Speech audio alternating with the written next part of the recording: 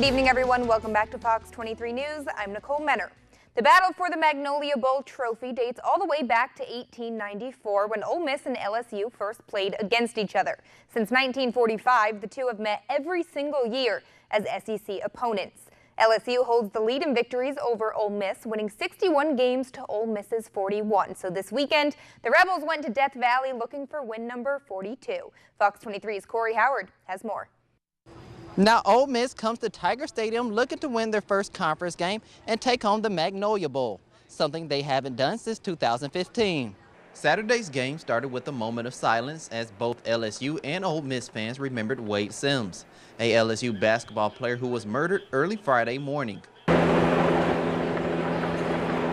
Afterwards, both teams took the field and LSU came out swinging early. The Tigers' offense caught fire while Ole Miss's offense struggled to move the chains.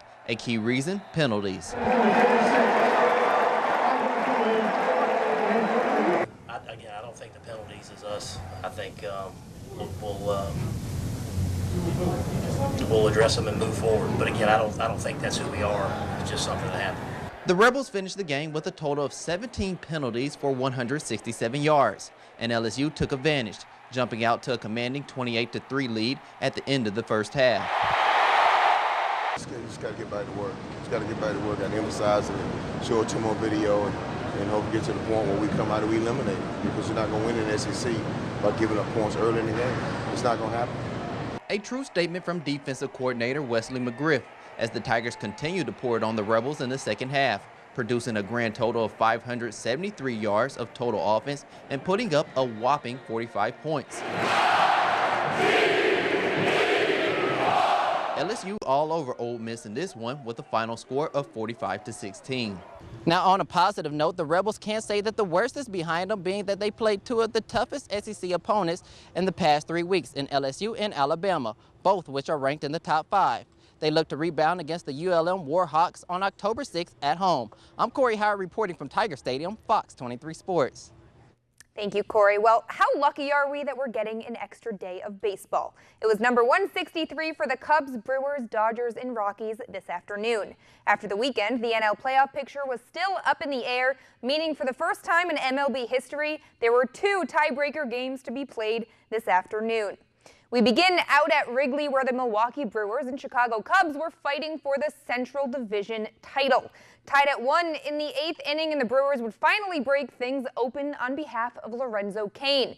An RBI single to put his team in front. And there were a lot of Brewers fans out at Wrigley today, coming out in full force. That one was followed by an insurance run from Ryan Braun. So the Cubs with their final chance here, but Josh Hader with an outstanding 2-inning performance to close this thing out as the Milwaukee Brewers clinch the NL Central with a final score of 3-1. And over in LA, it was the Dodgers and Rockies battling for the West, and we would have a pitching duel up until the bottom of the 4th. Cody Bellinger finally opening scoring, launching a 2-run shot for his 25th of the season to give the Dodgers the 2-0 lead. They would make it 5-0 after pitcher Walker Buehler hit an RBI single, helping his own cause. A remarkable day on the mound for the rookie, giving up just 1 hit in 6.5 innings pitched. And of course, the Rockies making things interesting come the 9th. Home runs from Nolan Arenado and Trevor Story. Yeah, we were kind of watching it, waiting to see what would happen. It would have been pretty crazy if they came back, but no. Kenley Jansen doing the job for the Dodgers, closing things out as they won it 5-2, clinching the NL West. So now the Braves will face them on Thursday. The end of the season's been exciting. It has been so exciting, and there were a lot of different scenarios that could have happened. Not quite as crazy as we thought, but it was pretty crazy to have the 2 tiebreakers today. Definitely.